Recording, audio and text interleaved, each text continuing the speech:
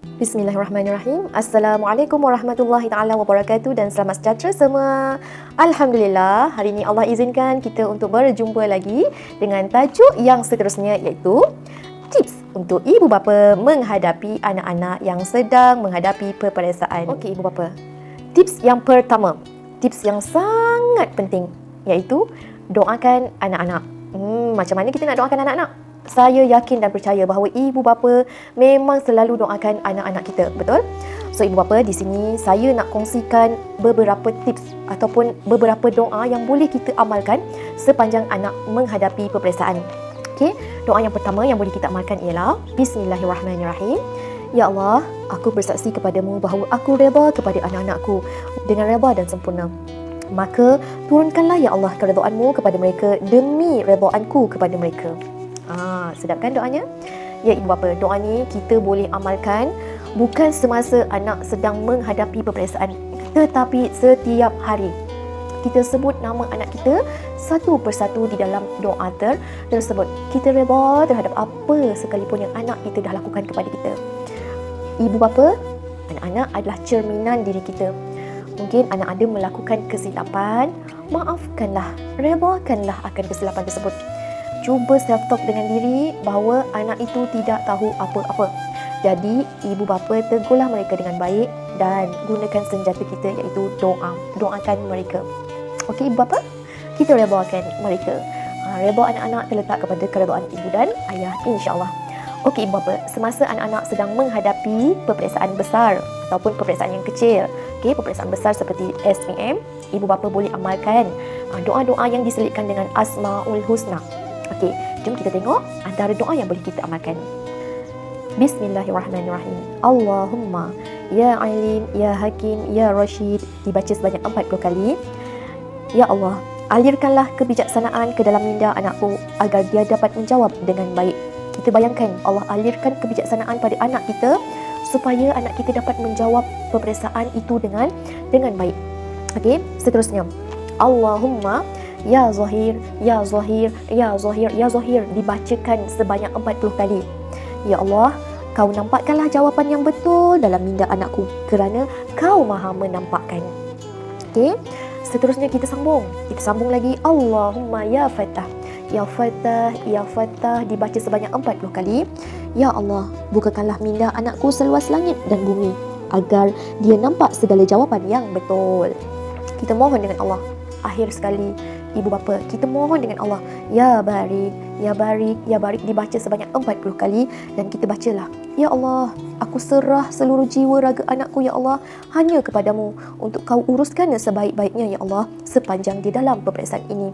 Ya Allah, Kau aturkanlah otak dan minda dan juga jari jemarinya untuk menjawab dengan pimpinanmu ya Hadi. Aku yakin hanya kuasa-Mu sahaja ya Allah, aku tiada daya upaya. Ya ibu bapa, itulah antara doa yang boleh kita amalkan semasa anak-anak sedang menghadapi peperiksaan. Kita luangkan mungkin 1 jam untuk kita bertafakur, kita berdoa dengan Allah. Bukan hanya di atas sejadah, tetapi di mana-mana, di dalam kereta ataupun kita dah sampai office tu, kita duduk sekejap kan, sementara tunggu pukul 8 tu kita doa. Doa dengan Allah dengan doa yang tadi tu. Kita minta dengan Allah sebanyak-banyaknya dengan seyakin-yakinnya. Percayalah ibu bapa, yakinlah dengan doa. Kerana apa? Kerana Allah pasti akan makbulkan. Allah pasti akan makbulkan doa kita ketika Allah hanya akan makbulkan doa ketika kita perlukan, bukan ketika kita mahukan. Lambat atau cepat doa kita dimakbulkan itu hanyalah Allah yang Maha mengetahui dan kita perlu bersangka baik dengan Allah, bersangka baik insya-Allah. Tips seterusnya yang boleh diamalkan oleh ibu bapa iaitu apa? Ya, tenangkan anak-anak dengan kita sama-sama jaga emosi mereka. Jaga emosi mereka dengan cara macam mana? Okey, dengan cara tidak memberi mereka tekanan. Contohnya, hari ni anak nak periksa, tapi dia terbangun lewat. Tapi kan, anak kita mesti malam tadi dia dah niat, aku nak bangun awal sebab besok aku nak periksa. Kan, mesti dia dah niat macam tu kan. Itulah, tapi kita tak tahu apa di fikiran anak-anak. Tapi kita berfikir baik, mungkin anak-anak kita dah fikir macam tu. Anak kita kata, besok aku nak bangun lewat, nak bangun awal sebab aku nak periksa ni. So, aku nak jawab peperiksaan dengan baik, aku nak bersedia. Tiba-tiba dia terbangun lewat. Kita pula masuk bilik dia, kenapa bangun lambat ni? Tak bangun-bangun lagi ni. Kan nak periksa ni. Kita pula marah mereka. Mereka dah lah panik bangun lewat. Kita pula marah mereka. Bertambahlah panik. Jadi ibu bapa, perkara ini akan buatkan anak rasa cemas, hilang fokus. Perkara sebegini boleh menyebabkan anak hilang fokus untuk mengingati ataupun untuk menjalani peperiksaan dengan tenang. Jadi ibu bapa, bila anak bangun lewat, kita dengan penuh kasih sayang, kita kejut anak kita, ya Allah kesiannya anak Umi, tak bangun lagi, ya Allah dah nak periksa ni sayang. Kita bantu dia, siapkan dia punya barang-barang untuk keperluan. Kita bangun dia elok, sayang bangun. Kita ibu bapa, sebelum kita nak beri kasih sayang kepada anak kita penuhi dulu diri kita dengan kasih sayang. Nak tak nak, kita berbalik kepada tips yang pertama tadi, iaitu doa. Kita doa, minta dengan Allah untuk bantu diri kita dahulu. Supaya Allah bantu kita ni sentiasa tenang. Orang tenang pasti menang. So bila kita tenang, insya-Allah kita akan dapat bantu anak kita untuk tenang. Jadi kita sebagai ibu bapa, nak marah anak tu simpan dulu. Nak marah anak dalam keadaan apa sekalipun, simpan dulu. Nanti bila anak dah habis segala peperiksaan, semua peperiksaan dia, kita nak marah dia ke, tapi kalau boleh cakap dengan baik, kita nak nasihatkan dia ke, kita nak ungkit balik, nak dia macam sedar balik akan kesilapan dia, waktu tu kita boleh recall balik dan remind pada dia. Tapi pada masa ini, masa-masa keemasan sekarang ni, yang Allah bagi kita peluang ni, kita bantulah anak untuk jaga emosi mereka. Okay? Beri dorongan kepada mereka. Tolong hindarkan tekanan kepada mereka. Jangan banding-bandingkan mereka dengan orang lain. Jangan banding-bandingkan mereka dengan adik-beradik yang lain. Jangan banding-bandingkan anak, kerana sifat membandingkan anak itu bakal membunuh jiwa anak. Ibu bapa, cuba ibu bapa duduk sekejap dengan anak kan. Cuba kita selami hati mereka. Kita kurang selami hati anak-anak kita. Kita rasa macam tak perlu kita nak selami hati anak-anak. Tidak. Sebab itu sebenarnya ilmu yang paling mahal adalah ilmu parenting. Ilmu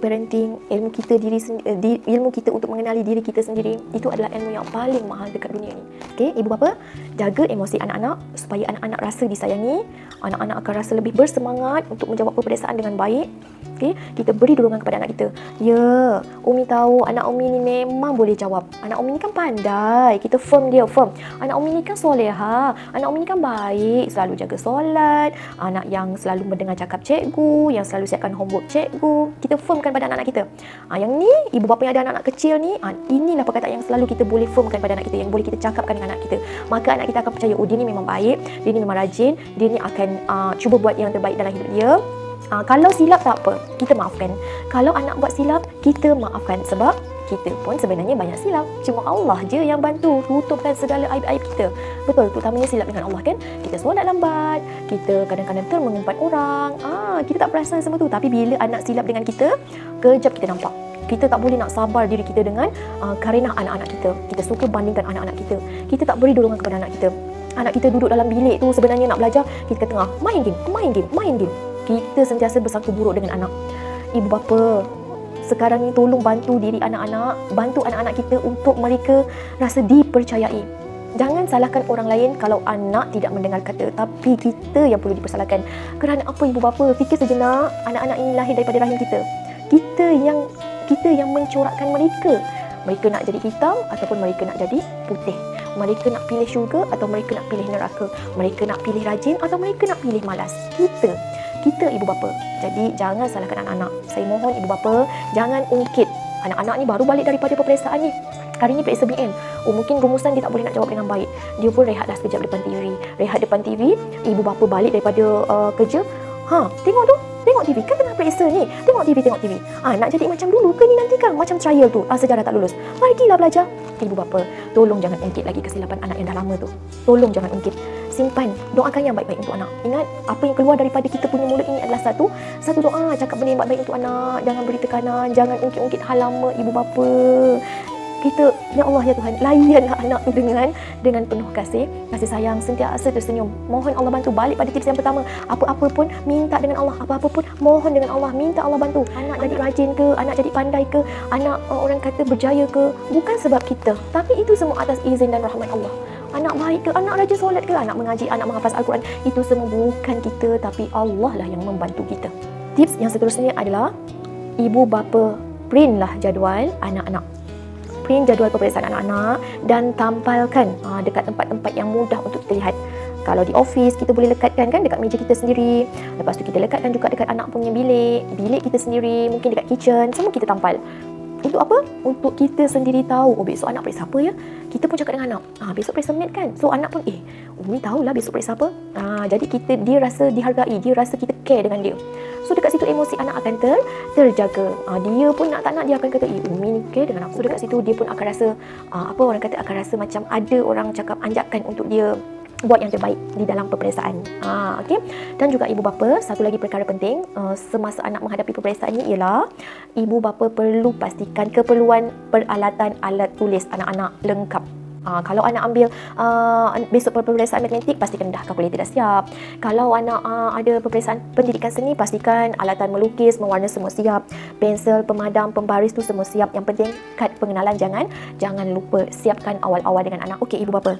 Tips yang seterusnya yang boleh kita amalkan ialah jaga pemakanan. Pastikan bila anak dah nak dekat dengan peperiksaan, kena jaga pemakanan. Jangan beri anak makanan-makanan yang boleh menyebabkan mereka datang penyakit seperti sakit perut. Nanti bila mereka makan perkara-perkara atau makanan-makanan yang boleh mengundang mereka sakit perut, semasa dalam peperiksaan bayangkan anak tidak selesa. Perut sakit, kejap nak buang air besar, nanti kejap dia rasa macam air besar tak nak keluar pula kan. So mereka tidak selesa. Nanti boleh timbul pening kepala, muntah-muntah. Jadi pemakanan kena jaga. Yang terbaik ialah ibu bapa, ibu masak sendiri, sambil masak, sambil zikir untuk anak. So ibu bapa, kita cuba buat yang terbaik untuk anak-anak. Saya yakin anak-anak kita dah berusaha yang sebaiknya untuk menghadapi peperiksaan. Kita sama-sama bayangkan apa perasaan anak. Cuba kita bayangkan, kita letak diri kita di tempat anak. Anak ni tak bersedia, kita pula macam ni layan dia dengan cara yang kurang baik. Kan tengking-tengking anak, kita marah-marah dia. Apa perasaan dia? Jadi kita tukar, kita sabar dahulu ibu bapa. Kita sabar, kita peluk anak, kita dekat dengan anak, kita layan dia baik-baik, kita jadi kawan dia. Kan Rasulullah kata, umur yang macam ni kan, di peringkat sekolah menengah terutamanya, kita perlu menjadi rakan mereka, kawan mereka, kongsi cerita dengan mereka, bagi mereka happy, supaya mereka tidak melakukan atau meluahkan apa-apa yang tidak baik dengan kawan mereka. Kita kuatiri benda tersebut. So ibu bapa, saya doakan semoga beberapa tips yang saya berikan ini dapat kita amalkan. Kita sama-sama doa yang terbaik untuk anak-anak kita. Tips yang saya berikan ni bukan hanya untuk ibu bapa tetapi untuk diri saya sendiri juga. Ibu bapa, semoga kita semua dapat menjadi ibu bapa yang berjaya dunia dan akhirat.